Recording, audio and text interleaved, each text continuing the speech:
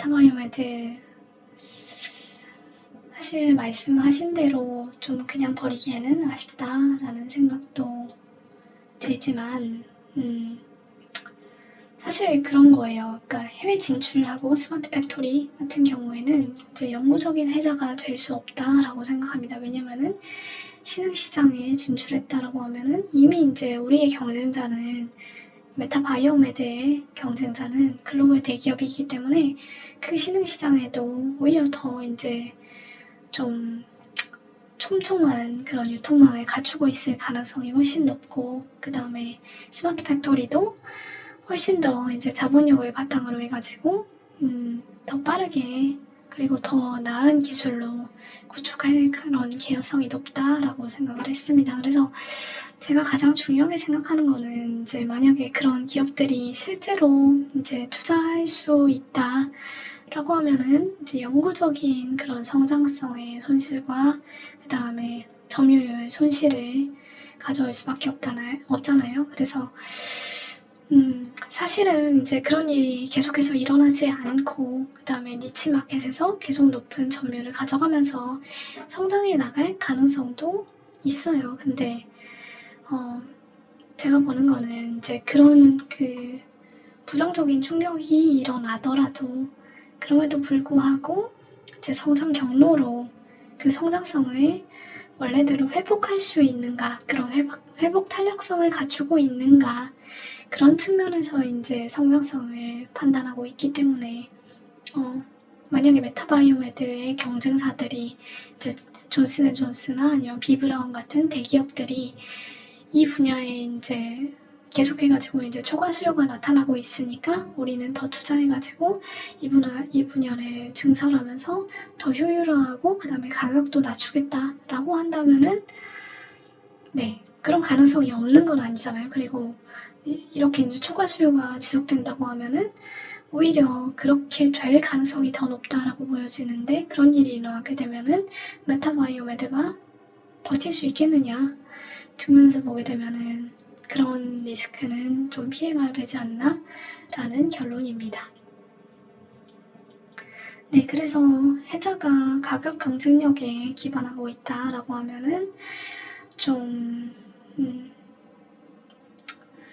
아쉬운 그런 해자의 근거다라고 생각이 들었습니다. 그리고 이제 그런 그 낮은 그 가격을 유지할 수 있는 낮은 생산 단가를 다른 이제 경쟁사들이 절대로 모방할 수 없느냐, 그게 중요한데 이제 메타바이오매드가 지금 하고 있는 그런 전략은 이제 개발도상국에 공장을 설립한다라든가 스마트 팩토리를 통해 가지고 생산한다, 그런 것들이어가지고 그런 부분에 있어서는 오히려 이제 대기업들이 훨씬 더 여력이 크잖아요. 다만 이제 이 시장이 니치 마켓이기 때문에 그래서 이제 투자를 좀 주저하고 있는 그런 상황인 건데, 이제 이 시장이 커지게 되면 혹은 이제 수익성이 높아지게 되면은 충분히 투자할 그런 가능성은 있다라고 생각하고, 그런 이제 리스크의 연구 손실을 발생시킬 수 있는 리스크는 피해가야 된다라고 생각했습니다. 그리고 이제 CEO에 대한 평가는 명확한 근거가 있다라고 하면은 좀 그 부분도 이제 좀 중요하게 생각을 해볼 생각은 있는데, 결국에는 이제 자본 배치 측면이겠죠. 그래서 자본 배치 측면에서 CEO가 정말로 이제 그런 효율적인 자본 배치의 DNA를 보유하고 있다라고 하면은 좀 그 부분은 프리미엄을 줄 수 있는, 할증 요인을 줄 수 있는 그런 부분이라고 생각했습니다. 반도체 장세에 포모가 올 법도 한데 어떻게 대응하나. 반도체 기업은 저는 계속해서 좋지 않다라고 생각하고 있습니다. 왜냐면은 반도체는 결국에는 B2B고 그 다음에 반도체 기업들은 이미 많잖아요. 그리고 중국이 이제 양산을 시작하고 있고 그래서 사실 저는 계속해서 좋지 않다라고 생각하고 있고, 그 다음에 해자의 그런 근거도 규모의 경제나 아니면은 어떤 게 있을까요?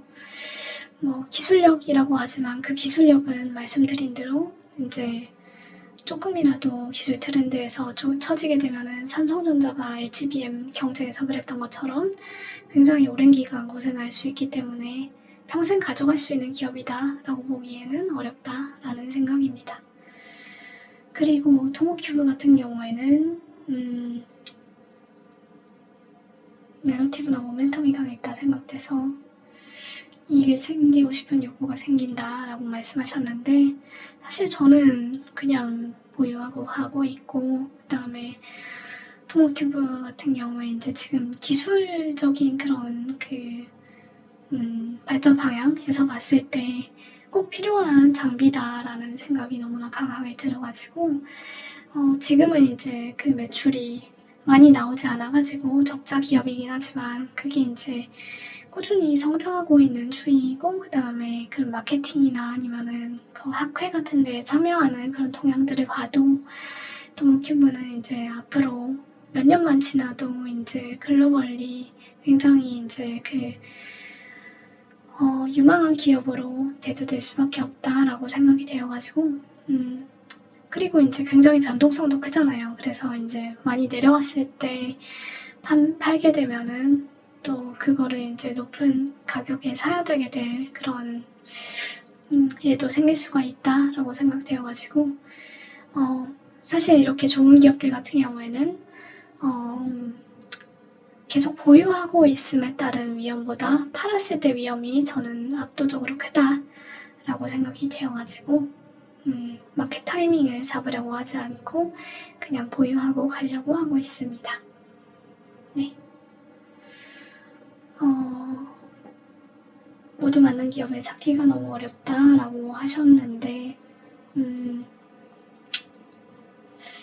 너무 완벽을 추구하는 것이 아닌가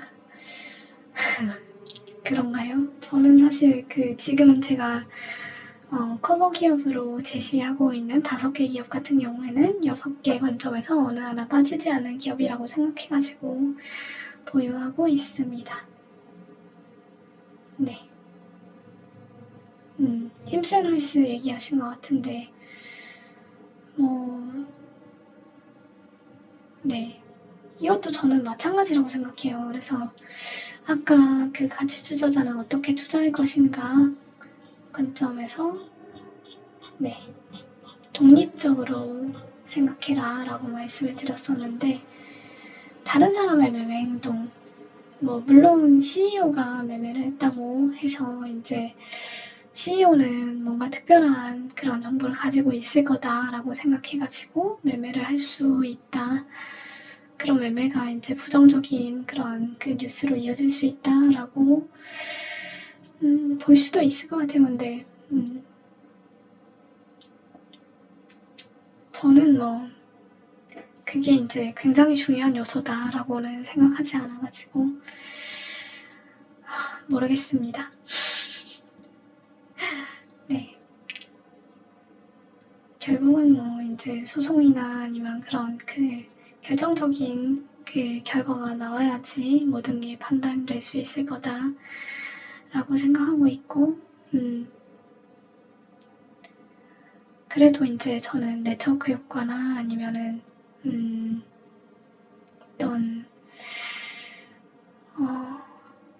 그런 내재적인 그런 미국의 의약품 그런 유통체계의 변화 같은 것들이 훨씬 더 중요한 내재 가치를 구성하는 그런 아이디어라고 생각하고 있습니다. 그리고 제가 파악하고 있기로는 이제 힘센얼스 같은 경우에 하락한 이유가 트럼프가 위고비 약가를 인하하겠다라고 발표한 것이 영향을 미쳤다라고 들었었거든요. 저도 좀 너무 많이 하락하길래 찾아봤었는데 그것도 좀 영향을 미쳤던 것 같습니다. 근데 그것조차도 좀 내재 가치에 미치는 영향은 그렇게 크지 않다라고 생각이 됐었어요. 그리고 그 전에 이제 한 16% 정도 상승했을 때도 폐경기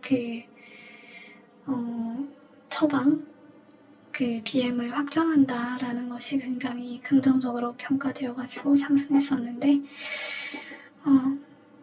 네, 그렇습니다. 그래서 그런 성장 측면, 그 다음에 상승 측면, 긍정적인 측면은 굉장히 영구적인 그런 변화라고 생각되는데, 누가 매도를 했다라는 거, 혹은 이제 약가를 어떻게 인하할지도 모르는데 그 일부 분야에 있어가지고 좀 약간 인하하도록 요구할 것이다 라는 그런 좀 막연한 뉴스 같은 것들이 영향을 미친 것은